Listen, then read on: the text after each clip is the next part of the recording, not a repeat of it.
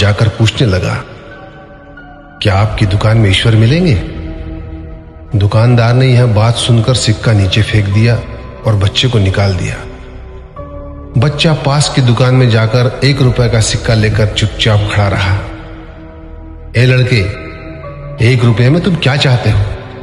मुझे ईश्वर चाहिए, आपकी दुकान में है? दूसरे दुकानदार ने भी भगा दिया, लेकिन उस अबोध बालक ने हार नहीं मानी। एक दुकान से दूसरी दुकान, दूसरी से तीसरी, ऐसा करते करते कुल 40 दुकानों के चक्कर काटने के बाद एक बूढ़े दुकानदार के पास पहुंचा। उस बूढ़े दुकानदार ने पूछा, तुम ईश्वर को क्यों खरीदना चाहते हो? क्या करोगे ईश्वर लेकर? पहली बार एक दुकानदार के मुंह से यह प्रश्न सुनकर बच्चे के चेहरे पर आशा की किरणें लहराई। लगता है इसी दुकान पर ही ईश्वर मिलेंगे।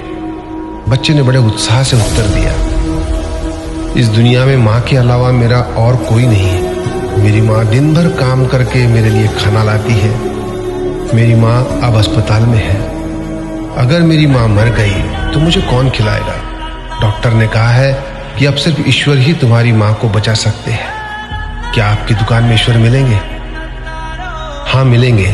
कितने पैसे हैं तुम्हारे पास? सिर्फ 1 रुपया। कोई दिक्कत नहीं है, 1 रुपए में ही ईश्वर मिल सकते हैं। दुकानदार ने बच्चे के हाथ से 1 रुपया लिया और उस 1 रुपए के अंदर 1 गिलास पानी के अलावा बेचने के लिए उसके पास कुछ भी नहीं था। इसलिए उस बच्चे को फिल्टर से 1 गिलास पानी भरकर दिया और कहा, यह पानी पिलाने से ही तुम्हारी माँ ठीक हो जाएगी। अगले दिन कुछ मेडिकल स्पेशलिस्ट उस अस्पताल में गए। बच्चे की माँ का ऑपरेशन हुआ और बहुत जल्दी ही वह स्वस्थ हो गई। डिस्चार्ज के कागज पर अस्पताल का बिल देखकर उस महिला के होश उड़ गए। डॉक्टर ने उन्हें आश्वासन देकर कहा, टेंशन की कोई बात नहीं है। एक वृद्ध सज्जन ने आपके सारे बिल चुका दिए हैं, साथ में एक चिट्ठी भी दी है। महिला चिट्ठी खोलकर पढ़ने लगी।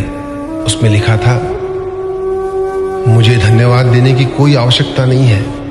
आपको तो स्वयं ईश्वर ने ही बचाया है। मैं तो सिर्फ एक जरिया हूं। यदि आप धन्यवाद देना ही चाहती है तो अपने अबोध बच्चे को दीजिए, जो सिर्फ 1 रुपए लेकर नासमझों की तरह ईश्वर को ढूंढने निकल पड़ा। उसके मन में यह दृढ़ विश्वास था कि एकमात्र ईश्वर ही आपको बचा सकते हैं। विश्वास इसी को कहते हैं। ईश्वर को ढूंढने के लिए करोड़ों रुपए दान करने की जरूरत नहीं होती। यदि मन में अटूट विश्वास हो तो वे 1 रुपए में भी मिल सकते हैं। आइए इस महामारी से बचने के लिए हम सभी मन से ईश्वर को ढूंढें, उनसे प्रार्थना करें। आपका दिन शुभ हो।